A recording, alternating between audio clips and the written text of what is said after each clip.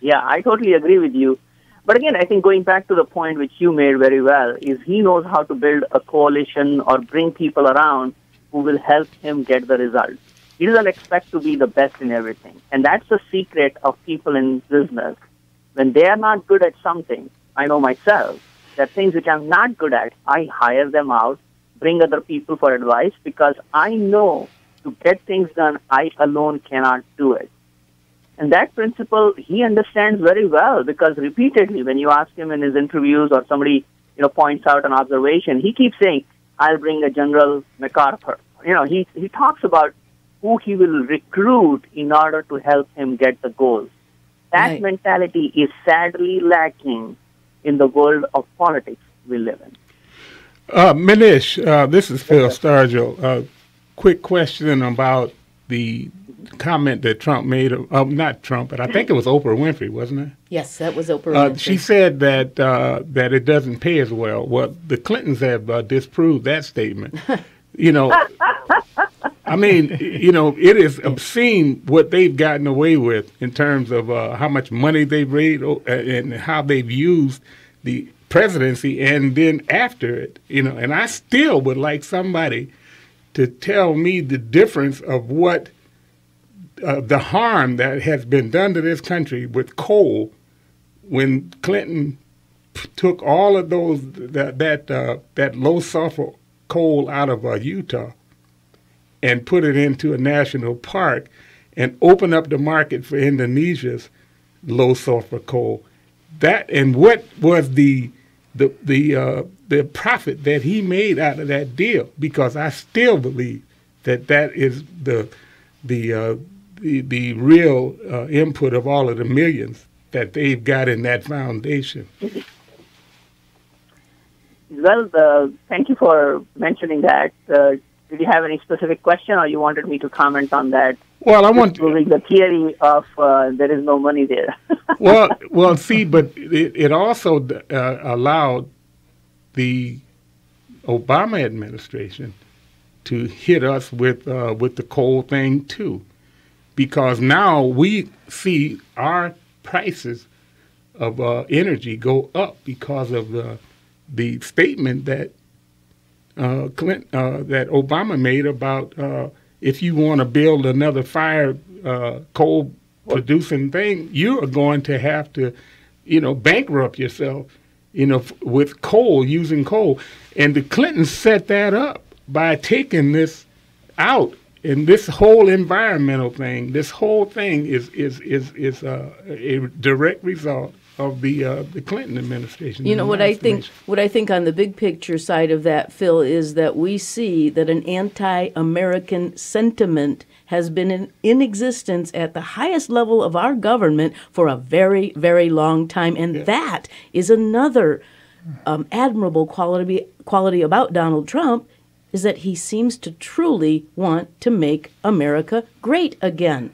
And making money not a dirty issue. Right. I mean, this is what the Democrats have done. They have made people that are rich actually be ashamed of being rich. Except rich Democrats. Oh, yeah. Oh, yeah.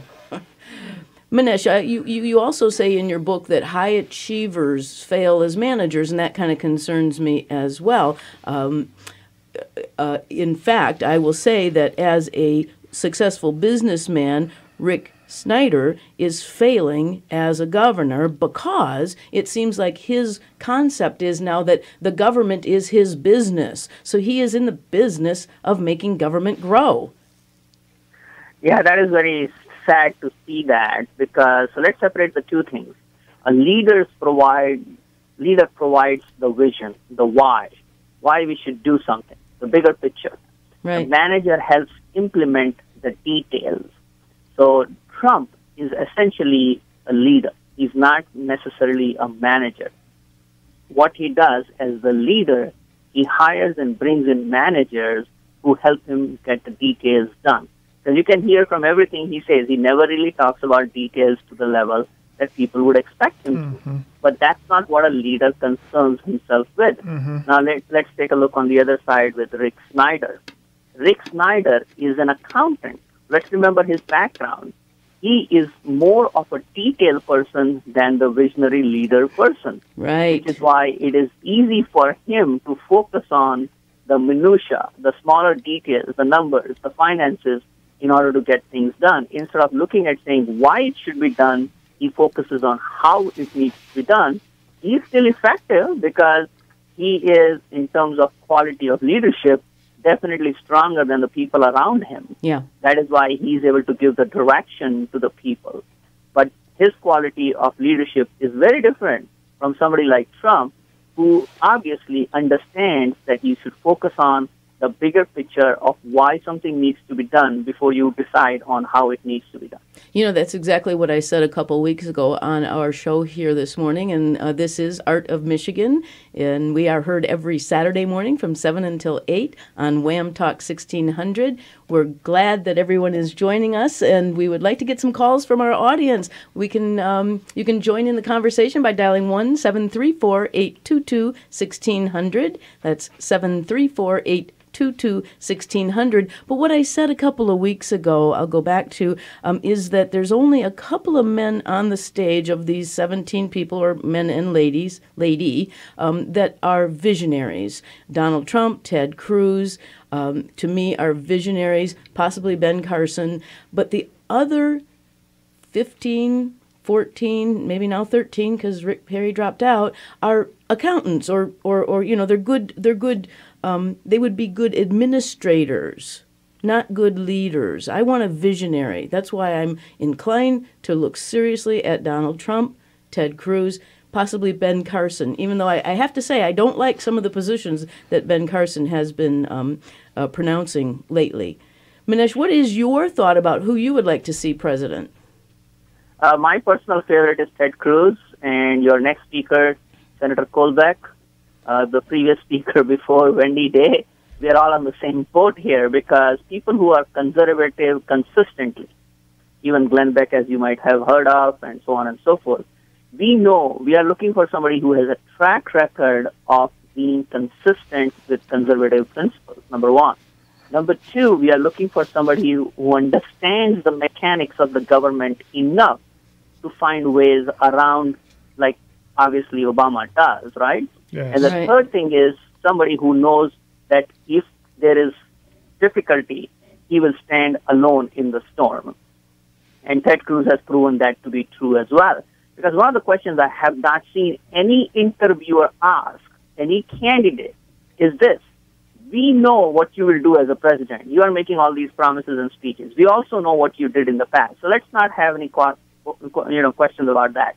You tell me, between now and the Iowa primary, what specific actions will you take to bolster the conservative cause? You tell me, and we will understand that you are serious about doing something today. Like Ted Cruz organized a rally about anti-Iran. He also has been on board to say, maybe if I need, I will do government shutdown. These are things which are going to be done today, not hopefully when we get elected. You see the difference? I do, Minesh. I like Ted Cruz a great deal. In fact, he was my first choice. I just don't think he could win in a general election. I really don't. I think a Trump-Cruz team could win. And I think 2016 or 2015 is the time where we need to start promoting a team rather than just a person, because the job is so big. The country is so large. There's so many people that we have to be able to appeal to a lot of different people. In fact, I like Trevor Loudon's suggestion that we actually build an entire team. So we name Dr. Ben Carson as the Secretary of Health and Human Services, and Rand Paul as a new group called the Constitutional Consistency Team or whatever, and so that the people have an idea of what direction this group of people is going to take. Yeah, and here is where my tinfoil hat comes up into play. I think Obama might have some things up his sleeve before next year, November. Okay? Right. And I'm a little too concerned about how easily his agenda is being rammed through by John Boehner and Mitch McConnell. And they know something maybe we don't. And to my concern, what I would like to see is things being done now, so that puts a cog or puts a spanner in the works or puts, a wrench in the works of whatever these big government, one government type of people are planning. Because the way the riots have been happening, there is a pattern to it. People are claiming that George Soros has paid $33 million for rioting and protesting or whatever you want to call it. Right. Now, again, I can't verify any specific information, but I can see that a lot of things are being done at a very fast pace, that if we don't shut down the government in September, October, if we don't take a very strong stand today, these people will see no opposition, and hence we may be planning for 2017 January coronation or whatever you want to call that. They might be looking at something totally different in 2016. We need to stop these people today. Yeah, I agree with you. I'm not sure how we're going to do that, but I absolutely agree with you. Now, I want to move to local politics. You mentioned the name of Patrick Colbeck. We're going to be interviewing him in the second half of the show here today. Mm-hmm. And I understand you're talking about hosting a fundraiser for Senator Patrick Colbeck. Can you give us a little information about that, please? And we've got to make it short. We're coming up to the break pretty quick. Yeah, Monday, September 28th, they should get hold of me. It's going to be in the evening. So my number is 248-866-0063. So if you want to support Senator Colbeck, especially to empower him so we can fight these road taxes, which are going to be implemented if we don't do much about it, and we need people like Senator Colbeck to have the backing that he needs for us to be able to help him do that. So please contact me, 248-866-0063, and that's on September 28th, Monday, and in the evening. So people should contact me, and obviously, Janice, you and I will help promote that event. Absolutely. You also have a nice website, mbaxi.com. That's MBAXI.com. I want to thank you so much for joining us this morning, Minesh. We'll look forward to working with you on this fundraiser, and we'll talk again soon, I'm sure. Yes, thank you, Janice, and thanks for the wonderful roundtable you have. Thank you so much. Thank you. The question is to be taxed or not to be taxed. We'll talk about that next